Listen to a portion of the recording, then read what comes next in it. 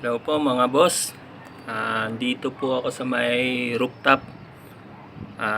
Bali po nagkakabit po ako ng wire para po sa float switch. Ito po.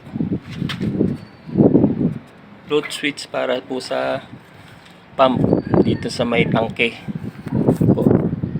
Bali po nandito po ako sa roof deck. Ayan po.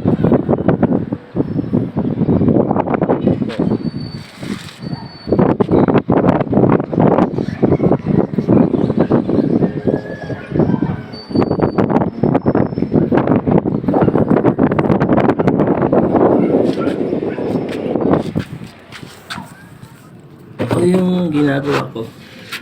Ay, tutuloy ko lang po ito.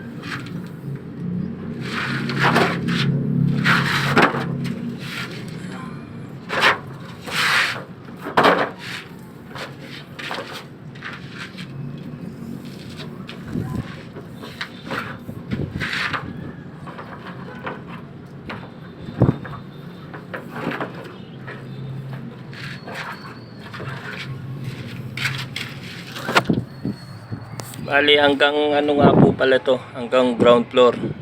Yung dulo nito nasa ground floor. Doon po sa may pump. Didiretso sa may pump para po umakyat po yung tubig dito.